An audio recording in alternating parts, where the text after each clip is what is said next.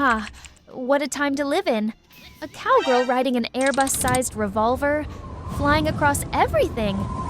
But honestly, flying across Mondstadt as a 2020 player, that still hurts my eyes.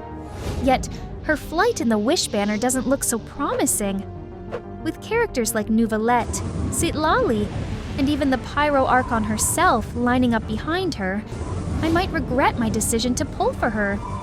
Welcome to the enchanting world of Chasca. She's an Anemo bow user with a playstyle so unique, so different. It feels like a breath of fresh air. You can glide across the battlefield, targeting enemies with her massive ritual staff. And as for damage, oh, it's pretty decent, once you load up all 6 bullets. But here's the catch. Bullets 4, 5, and 6 can only load Pyro, Electro, Cryo, or Hydro, basically PECH elements, if you have those characters in your party. Or else they fire simple Anemo bullet, which is not something you want. That means, to maximize her power, you must have 3 different characters from the PECH elements on your team. By doing this, Chasca can apply up to 4 elements at once, enabling her to vaporize, melt, or even electrocharge, all by herself. It's the first time in Genshin Impact's history we've seen a character capable of such elemental versatility. Luckily, Hoyo did us a favor and included Oranon in her banner, a character with amazing synergy for both battle and exploration. And exploration? Oh, she didn't just power creep Wanderer. Outside of Natlan, she outclassed him entirely. Inside Natlan? Forget it. She's literally an airline pilot with Oranon as her co-pilot. But if she's so good, why am I making this video? Well, here's the thing. Primogems don't grow on trees, especially for free-to-play players and low spenders. Does her aura really compete with Neuvillette? Especially if you already have Zelonin to pair with him? Does she really intimidate the players in the Mauvika waiting room? I'd love to hear your thoughts in the comments. But here's my take. She does exactly what she's supposed to do with that massive ritual staff.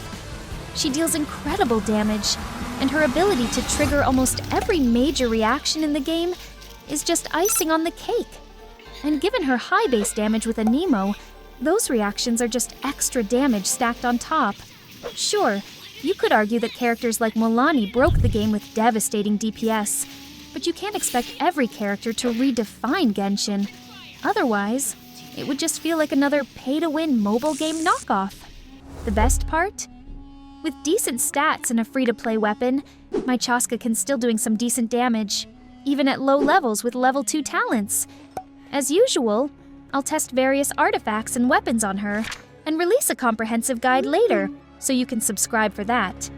But before I share more about Chasca, and why I might regret the decision to pull her, let's take a quick detour and talk about Leney, shall we? Now, let's not forget Leney, who's also running alongside her. He might give you reasons to skip Chasca, or maybe not. Listen carefully.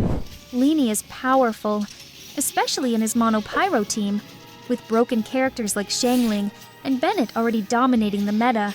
Leney's own damage potential makes him hard to overlook. And let's not ignore his free-to-play weapon options, like the Prototype Crescent and Sacrificial Bow. I'll go more on his build in his guide, and you know what to do. If you're struggling with higher floors of the Spiral Abyss, or lack strong characters for Imaginarium Theater, Leney might just be the clutch pick you need. And depending on your roster, he could be the smarter pull.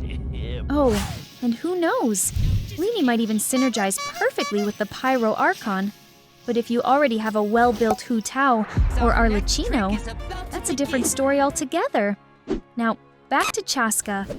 With her irresistible character design and enormous DPS, she could easily become one of the best pulls for your account, if the circumstances align. You love her gun-firing playstyle and want to expand your gun roster further. You already have a good spread of rainbow characters to form a strong PECH team. She'll feel right at home. And lastly, you're in desperate need of a good Anemo DPS. She's an excellent choice. But here's the catch. Even with her high DPS and multi-reaction capabilities, she's still strictly single target. This means she might struggle in AoE situations, especially in Abyss scenarios with waves of enemies. So why might I regret pulling her? Listen, my Primogem stash is far from full, and I also want Neuvillette and Mauvika. Plus, I barely have the time to farm for more Primogems. But you know what? I still pulled Chasca. Why? Because I fell in love with her airbus gameplay during her test run. And some might say I want a well-angled zoom on her every time I log in. That's another story. The takeaway here is simple. If you're in a situation like mine, calculate carefully before pulling her. But remember, zoom at specific angels you need to have the character. Until next time, travelers, bye.